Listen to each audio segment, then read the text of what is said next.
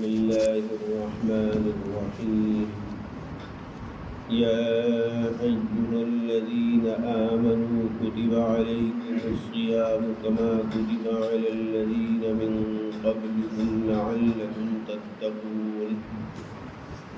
وقال النبي صلى الله عليه وسلم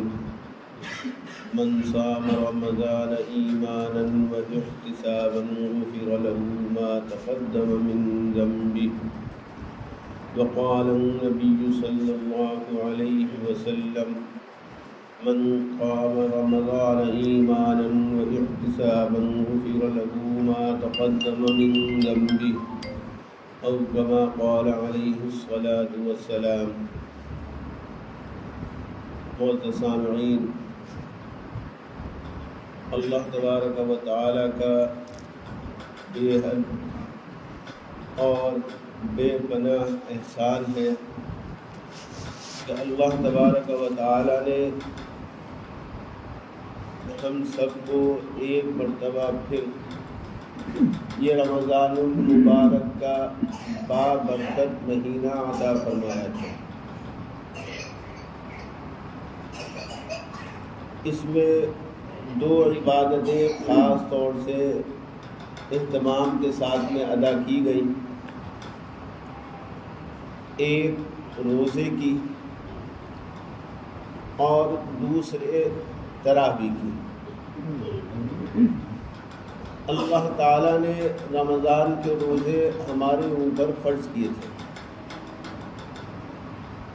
اور کیوں فرض کیے تھے اللہ تعالیٰ نے یہ روزے؟ اس کا مقصد خود قرآن کریم میں اللہ تبارک و تعالیٰ نے ارشاد فرمایا کہ یہ روزے تمہارے اوپر اس لیے فرض کیے گئے ہیں تاکہ تم لوگ متقی اور پرہیزگار بن جاؤ. جیسے دنیا کے اندر آدمی جب بعض مرتبہ کچھ زیادہ کھا پی لیتا ہے اور بے احتیاطی کرتا ہے پیٹ کے سلسلے میں، تو اس کے بعد بعض لوگ کولڈ ڈرنک پیتے، حساب وہ کھایا تھا پیٹ میں کہیں جا کر نقصان نہ کرے تاکہ وہ ہضم ہو جائے، اس کو ہضم کرنے کے لیے کولڈ ڈرنک استعمال کرتے. کوئی اور دوا یا کوئی لیکوڈ استعمال کرتا ہے تاکہ پیٹ صاف ہو جائے اور پیٹ کے اندر کسی قسم کی خرابی باقی نہ رہے جو کھانے میں بے احتیاطی کی بنا پر پیدا ہو گئی ہو. تو ایسے ہی اللہ تبارک و تعالیٰ نے کہ بھائی دنیا کے اندر تم رہے، کمایا کھایا، ہو سکتا ہے کہ اس کے اندر کچھ بے احتیاطی ہو گئی ہو، کچھ گناہ ہو گئے ہوں، کچھ کوتاہیاں ہو گئی ہوں، تو اللہ تعالیٰ نے یہ روزے فرض کر دیے تاکہ آدمی روزے رکھنے کے بعد ان گناہوں سے پاک اور صاف ہو جائے اور متقی اور پرہیزگار بن جائے. اسی طریقے سے خود آقا نامدار جناب رسول اللہ صلی اللہ علیہ وسلم نے بھی ارشاد فرمایا کہ جس نے رمضان کے روزے رکھے ایمان اور ثواب کی امید کے ساتھ تو اللہ تعالیٰ اس کے ماقبل کے سارے گناہوں کو معاف فرما دیں گے. تو دیکھیے روزے رکھنا، یہ بھوکا پیاسا رہنا، یہ اللہ تعالیٰ نے اپنے لیے نہیں کرا. اللہ کو کوئی ضرورت نہیں تھی ہمارے بھوکے پیاسے رہنے کی. اللہ کا کوئی اس میں فائدہ نہیں تھا کہ ہم بھوکے اور پیاسے رہیں، لیکن اللہ رب العزت نے اس کا ہمیں حکم دیا تھا تاکہ ہم لوگ متقی پرہیزگار بن جائے اور ہمارے اللہ تعالیٰ گناہوں کو ان کی برکت سے معاف فرما دے. دوسری حدیث پاک میں اللہ کے نبی نے فرمایا تھا من قام ایمانا واحتسابا غفر له ما تقدم من ذنبه، کہ جس نے قیام اللیل کیا یعنی تراویح کی نماز پڑھی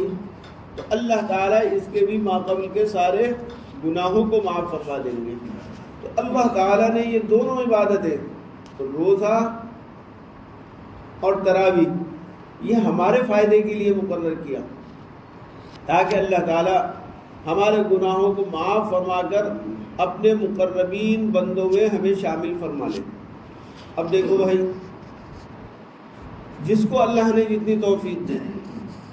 جس کے اندر جتنی ایمانی طاقت اور مضبوطی تھی، اس نے رمضان کا اتنا اہتمام کیا۔ جس کو اللہ نے توفیق عطا فرمائی روزے رکھے، جس کو اللہ نے توفیق دی تراویح کی نماز پڑھی، تلاوت قرآن پاک کیا اور عبادتیں کی، اور جہاں تک ہو سکا انہوں نے اپنے آپ کو گناہوں سے بچا کر رکھا۔ یہ ہر ایک کا معاملہ اللہ تعالیٰ کے ساتھ ہے، کس نے کتنا اس مقصد کے اندر کامیابی کی اور کتنا اللہ رب العزت کو اس میں راضی کر کے اللہ تعالیٰ سے اپنے معاملے کو صحیح کیا۔ یہ ہر بندے کا معاملہ خود اللہ تعالیٰ کے ساتھ ہے۔ لیکن ہوتا کیا ہے بعض مرتبہ کہ ہم لوگ عبادت کرتے ہیں، عبادت کرنے میں یہ خیال آتا ہے کہ پتہ نہیں ہماری عبادت قبول ہوگی نہیں ہوگی، ہماری عبادت مغفرت کرائے گی نہیں کرائے گی، اللہ کے یہاں پر اس کا اجر و ثواب ملے گا یا نہیں ملے گا۔ تو ہمارے بزرگوں نے کابرین نے بڑی عجیب و غریب بات فرمائی ہے کہ اگر ہم یہ چاہتے ہیں کہ ہماری عبادت اللہ کی بارگاہ کے اندر قبول ہے یا نہیں قبول ہے، اللہ نے ہمارے اعمال کا ہمیں بدلہ دیا نہیں دیا، اس کو ہر انسان بہت آسانی کے ساتھ جانچ پڑتال کر سکتا ہے، پہچان سکتا ہے کہ ہمارے روزے اللہ کے بارگاہ میں قبول ہوئے، ہماری تراویح، ہماری تلاوت، ہمارا ذکر، ہماری عبادت اللہ کی بارگاہ کے اندر قبول ہوئی یا نہیں ہوئی۔ تو بزرگوں نے ایک بات ارشاد فرمائی ہے، یہ قرآن میں نہیں ہے، حدیث پاک میں نہیں ہے، اپنے بزرگوں کے تجربے ہیں۔ کہا کہ دیکھو، اگر اللہ نے ایک عبادت کرنے کے بعد دوسری عبادت کرنے کی توفیق دی، اللہ نے اس عبادت کے بعد میں گناہوں سے بچنے کی توفیق عطا فرمائی، تو سمجھئے کہ اللہ کے یہاں پر وہ ہماری عبادت قبول ہو گئی۔ ہم نے روزے رکھے، ہم نے تراویح پڑھی، ہم نے عبادتیں کی، اور اس کے اوپر ہمیں پورے مہینے پابندی کرنے کی اللہ نے توفیق عطا فرما دی۔ پورے مہینے کے روزے رکھے، پورے مہینے ہم نے تراویح کی نماز پڑھی۔ یہ نہیں کہ 10 دن کا قرآن پاک سن لیا اور 15 دن کا قرآن پاک سن لیا، اس کے بعد میں پھر ہماری بیٹھکیں آباد ہو رہی ہیں، ہمارے چائے کے ہوٹل آباد ہو رہے ہیں، ہماری نشستیں آباد ہو رہی ہیں۔ نہیں، پورے مہینے پرسوں شام تک ہم نے تراویح کی نماز پابندی کے ساتھ جماعت کے ساتھ میں پڑھی، اور اس کے ساتھ ساتھ اپنے آپ کو گناہوں سے بھی بچا کر رکھا، اللہ کی نافرمانی نہیں کی۔ تو سمجھیے کہ یہ ہماری عبادت، ہمارے روزے اللہ کی بارگاہ کے اندر قبول ہو گئے۔ اور اب اس کا اثر یہ دیکھنا ہوگا کہ آج عید کا دن ہے، عید کے بعد میں اب ہم کتنے اپنی عبادتوں کے اوپر قائم رہتے ہیں۔ رمضان شریف تھا ماشاءاللہ، 5 وقت کی نماز ہمیں جماعت کے ساتھ پڑھنے کی توفیق ہو رہی تھی، بہت سے گناہوں سے بچنے کی ہمیں توفیق ہو رہی تھی۔ آج کے بعد میں اب ہم کتنے گناہوں سے بچیں گے، کتنی اللہ تعالیٰ کی نافرمانیوں سے اپنے آپ کو بچا کر رکھیں گے، اور کتنا جماعت کے ساتھ نماز پڑھنے کا ہم اہتمام کریں گے۔ اب جن کو اللہ تعالیٰ توفیق عطا فرمائیں گے کہ وہ جس طریقے سے رمضان میں اپنے آپ کو معمولات کے اندر ڈھالے ہوئے تھے اور عبادت کے اندر مشغول تھے، اب رمضان کے بعد بھی وہ اسی طریقے سے عبادت کے اندر لگے رہیں گے اور اپنے معمول کو جاری رکھیں گے، تو سمجھیے گا کہ ہماری جو روزے تھے، وہ ہماری عبادتیں تھیں، وہ اللہ کی بارگاہ کے اندر قبول ہوئی۔ اس لیے بھائی، اللہ کا ہمیں شکر گزار ہونا چاہیے کہ اللہ نے وہ عبادت کرنے کے بعد آج ہمیں عید کی نماز کے حاضری کی توفیق عطا فرمائی۔ یہ عید کی نماز کا کیا معاملہ ہے؟ حدیث پاک کے اندر اللہ کے نبی نے فرمایا کہ جس وقت عید کی صبح ہوتی ہے تو اللہ تعالیٰ کی طرف سے منادی بیٹھتا ہے، دیکھتے ہیں اور اعلان ہوتا ہے کہ دیکھو یہ لوگ عید گاہ کے لیے نماز پڑھنے کے لیے جا رہے ہیں عید کی۔ تو اب عید کی نماز پڑھنے والوں کو دیکھ کر اللہ تعالیٰ اپنے فرشتوں سے فرماتے ہیں کہ بتائیے کیا بدلہ ہے اس مزدور کا جس نے محنت سے مزدوری کی، کام کیا، تو اب کیا ہونا چاہیے؟ میرے عزیز دوستوں، ہم اور آپ دنیا کے اندر کام کرنے کے لیے مزدور رکھتے ہیں، شام کو جب وہ جانے لگتا ہے تو اب کیا ہوتا ہے کہ اگر اس نے بہت بڑھیا کام کیا اور جیسا ہم چاہتے تھے ویسے اپنی اس نے مزدوری کی، تو جو ہم اس کے ساتھ مزدوری طے ہوتی ہے، آدمی انعام کے طور پر مزید کچھ اپنے پاس سے اس کو دے دیتا ہے کہ بھئی یہ تو تمہارے مزدوری کے پیسے رہے، لیکن بھائی تم نے کام بہت دل کے ساتھ میں کیا، بڑی محنت کے ساتھ میں کیا، بڑا اچھا کام کیا، تو یہ 50 روپے 100 روپے ہماری طرف سے تم انعام کے رکھو، تو آدمی انعام کے بھی پیسے دیتا ہے۔ تو ایسے ہی یہاں پر بھی اللہ تعالیٰ جب فرشتوں سے کہتے ہیں کہ اب اس مزدور کے ساتھ بھی کیا معاملہ کرنا چاہیے جس نے مزدوری کا حق ادا کر دیا اور جو کام اس کو کرنا چاہیے تھا وہ اس نے کیا، تو فرشتے کہتے ہیں کہ اللہ تبارک و تعالیٰ اب تقاضا یہ ہے کہ اس مزدور کو اس کی مزدوری پوری دے دی جائے۔ تو اللہ تعالیٰ فرماتے ہیں کہ وہ مزدور، وہ مسلمان جس نے رمضان کے روزے رکھے، وہ مسلمان جس نے تراویح کی نماز پابندی کے ساتھ میں پڑھی، وہ مسلمان جس نے اپنے آپ کو رمضان کے مہینے میں گناہوں سے بچا کر رکھا، اس کے لیے میری طرف سے اعلان کر دو کہ میں نے ان سب کو معاف کر دیا۔ تو وہ نماز پڑھ کر کے جب واپس آتے ہیں تو گناہوں سے بخشائے اور پاک صاف ہو کر کے واپس آتے ہیں۔ کتنا بڑا اعزاز اور اکرام اللہ تعالیٰ کی طرف سے ہوتا ہے ان روزے داروں کے لیے اور ان تراویح پڑھنے والوں کے لیے اور ان حضرات کے لیے جو اپنے آپ کو گناہوں سے بچانے والے ہیں، کہ آج وہ گناہوں سے پاک صاف ہو جاتے ہیں۔ تو اس لیے میرا عزیز و دوستو، ہمیں اللہ کا بے انتہا شکر گزار ہونا چاہیے کہ اللہ رب العزت نے ہمیں یہ نعمت عطا فرمائی کہ رمضان ہماری زندگیوں میں آیا۔ اور ایک دعا کا اور اہتمام کرنا چاہیے، کیا کہ اللہ تعالیٰ جیسے آپ نے ہمیں اس سال رمضان کی توفیق عطا فرمائی، یہ نعمت عطا فرمائی، آپ خیریت کے ساتھ عافیت کے ساتھ ہماری زندگیوں کے اندر اگلا رمضان بھی عطا فرما دیجیے، کیونکہ کوئی بھروسہ نہیں۔ دیکھو پچھلے رمضان میں کتنے ہمارے مسلمان بھائی ہمارے ساتھ تھے، ہمارے رشتہ دار، ہمارے محلے والے، ہمارے تعلق والے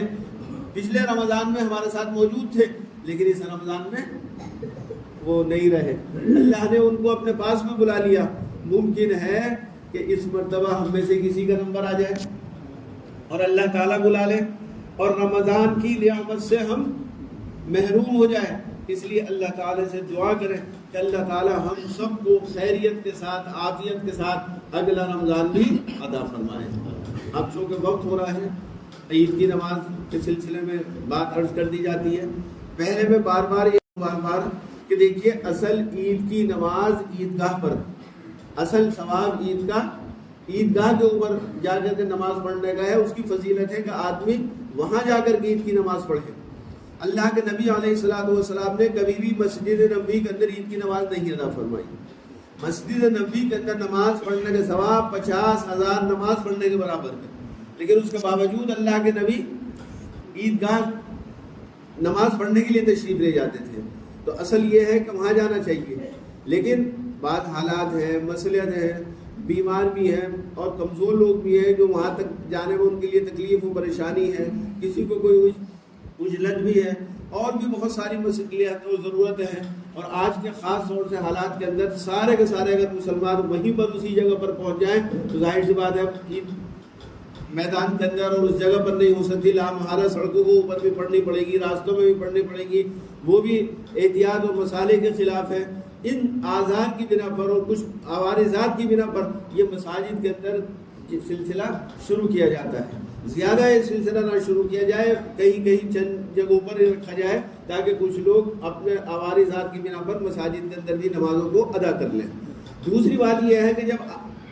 بہتر اور اعلیٰ درجہ صرف عیدگاہ نماز پڑھنے کا ہے، مساجد کے اندر دوسرے نمبر کا ہے، تو اب لوگوں کے اندر یہ غلط فہمی ہوتی ہے اور اس مسئلے کو نہیں جانتے، اور ایک مشہور ہے لوگوں کے اندر کہ عیدگاہ سے پہلے مسجد کے اندر عید کی نماز نہیں ہوتی۔ اب وہ بیچارے بار لوگ مجھ سے آج مسئلہ پوچھتے کہ مفتی صاحب سنا تو اب تک یہ تھا کہ عیدگاہ سے پہلے عید کی نماز نہیں ہوتی۔ ایسا نہیں ہے، اصل عیدگاہ میں نماز ہے، دوسرے نمبر پر مسجد کے اندر ہے۔ اب مسجد کے اندر جب سیکنڈ نمبر کی نماز ہے تو چاہے آپ عید کی نماز سے پہلے پڑھیں چاہے عید کی نماز کے بعد میں پڑھیں، دونوں صورتیں جائز ہیں، کوئی اس کے اندر کمی اور خرابی کی بات نہیں ہے۔ یہ مسئلہ معلوم ہونا چاہیے ہم لوگوں کو۔ دوسرے یہ ہے کہ بھائی طریقہ سمجھ لیں عید کی